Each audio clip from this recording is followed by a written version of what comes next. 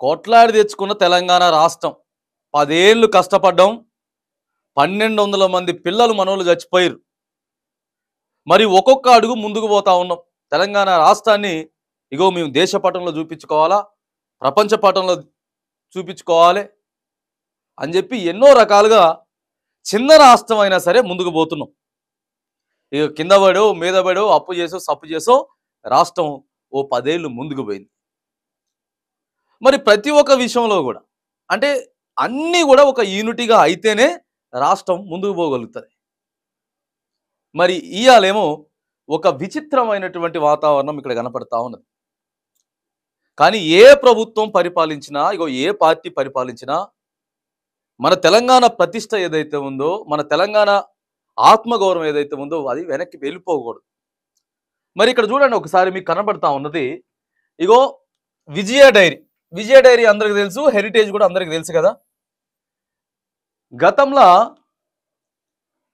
కేరళ ప్రభుత్వం ఇగో హెరిటేజ్లా పాలు సక్కగా ఉంటలేవు, దాంట్లో ఏదో కొంచెం అటు ఇటుగా కల్తీ అవుతున్నది అని చెప్పి ఆరోపణలు వస్తే అప్పుడు మంచి ఊపు మీద ఉన్నటువంటి హెరిటేజ్ ఆరోపణలు వచ్చింది. అది కోర్టు దాకా పోయింది. కోర్టు దాకా పోతే లేదు, హెరిటేజ్లో కొద్దిగా అది జరుగుతుంది, జాగ్రత్తలు తీసుకోవాలని చెప్తే సరే అని చెప్పి మనం తెలంగాణ రాష్ట్రం ఏర్పడిన తర్వాత ఇక ప్రభుత్వ రంగ సంస్థ ఏదైతే మరిగా దానికి అనుగుణంగా విజయ డైరీ అనేది పనిచేస్తూ ఉంది. అది అందరికీ తెలుసు. విజయ డైరీ పనిచేస్తూ ఉన్నది మంచిగా. విజయ పాలు అందరికి పోతా ఉన్నాయి, వస్తూ ఉన్నాయి, మంచిగానే ఉంది.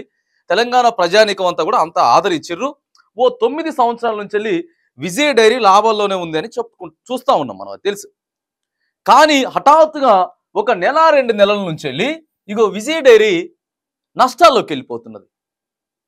అరే అదేంది, విజయ డైరీ మొన్నటిదాకా మంచిగానే ఉన్నది కదా, అరే మనం అందరం అదే యూజ్ చేస్తున్నాం. ఎంతో మంది, కొన్ని లక్షల కుటుంబాలు ఇలా విజయ డైరీని వాస్తవంగా వాడుకుంటా ఉన్నాం, యూజ్ చేసుకుంటా ఉన్నాం, అంతా బాగానే ఉంది. కానీ ఒక నెల 2 నెలల నుంచి వెళ్ళి విజయ డైరీ అప్పుల్లో ఉందని చెప్పి కొన్ని దినపత్రికలు సోషల్ మీడియాలో ప్రచారం చేయడం మొదలుపెట్టినాయి.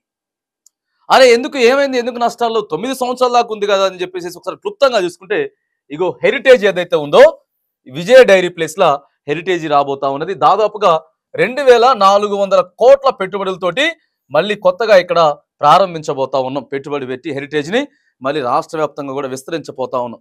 మరి హెరిటేజ్ ఎవరితో తెలుసు కదండి.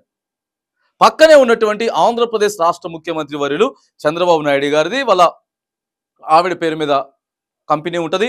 ఇక అవన్నీ కూడా మేడం లోకేష్ గారు వాళ్ళ మేడం చూసుకుంటా ఉన్నారు, దానికి సంబంధించినంత కూడా.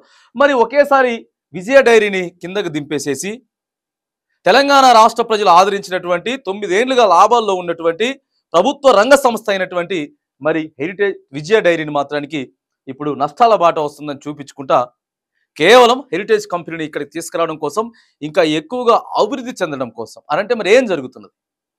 మరి ఇక్కడ ఉన్న రాష్ట్ర ముఖ్యమంత్రి రేవంత్ రెడ్డి గారు ఇగో పక్కన చంద్రబాబు నాయుడు గారికి ఇగో ప్రతిదీ కూడా సహకరిస్తూ ఉన్నారు. రైట్, సత్సంబంధాలు ఉండొచ్చు, కానీ తెలంగాణ దెబ్బ కొట్టేలాగా, తెలంగాణ ప్రతిష్టను దెబ్బ కొట్టేలాగా, ఇగో తెలంగాణ మరి వెనక్కి పోయేలాగా నిర్ణయాలు తీసుకుంటే మరి మన తెలంగాణ ఎక్కడికి వెళ్ళిపోతుంది.